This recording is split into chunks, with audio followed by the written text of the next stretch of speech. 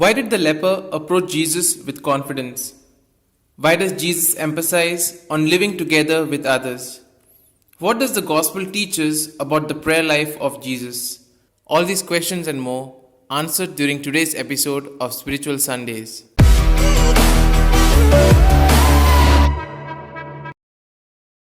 The leper had to live far away from others because whoever touched him remained impure. But that leper had great courage. He transgressed or broke the norms of religion so as to be able to get close to Jesus. The leper had to deal with two evils. First, the evil of leprosy, which renders him impure, and second, the evil of solitude, to which he was condemned by society and by religion. The gospel emphasizes that faith indeed heals. The gospel reveals the man's great faith in the power of Jesus, and Jesus, profoundly moved, heals him from both evils. In the first place, to cure the solitude, he touches the leper. It is as if to say, I accept you as a brother. And then he cures the leper, saying, I want it to be cured, be cured. The leper, in order to be able to enter in contact with Jesus, has transgressed the norms of the law. Jesus also, in order to be able to help that excluded man and to reveal to him a new face of God, transgresses the norms of his religion and touches the leper. At that time, whoever touched a leper became impure according to the religious authority and by the law of the time.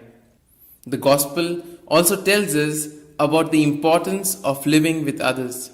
Jesus not only cures, but also wants the cured person to be able to live with others. He once again inserts the person in society so that he can live together with others.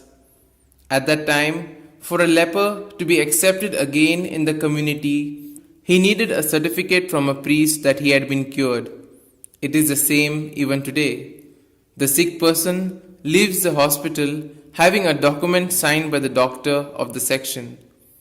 Jesus obliges the person to go and to look for the document so that he can live normally with the others. He obliges the authority to recognize that the man has been cured.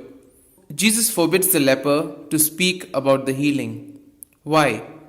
Because Jesus had touched a leper. For this reason, according to the opinion of the religion of the time, now he himself was impure and should be far away from everybody. He could no longer enter into the cities. And Mark says that the people did not care at all about these official norms. In fact, people came to him from all parts. The gospel also emphasizes on the close contact that Jesus had with the Father. An energy point for Jesus was his prayer, and we find that at key times of his life he prayed, very often by going to a quiet place. His ministry needed the support and life-giving energy of his relationship with his Father. With us, our life of love needs the energy of prayer.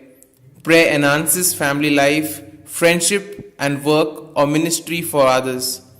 When we bring the love and commitments of our lives to prayer, something happens and brings us deeper into the source of our convictions and commitments to God and others. The twofold message which Luke and Mark give the community of their time and to all of us is to announce the good news, means to give witness of the concrete experience that one has of Jesus. Secondly, in order to take the good news to people, one should be practical and keep in mind the common good. Here are some points for a personal reflection. Do you find any laws which render difficult or prevent the practice of love towards neighbor? In order to be cured, the leper had the courage to challenge the public opinion of his time. Are you willing to do the same? Are we willing to put into practice the teachings of Jesus? These points can be of great help to reflect on today's gospel. And if you like our reflection, do share the good news of our Lord. Have a good day, and may God bless you all. Amen.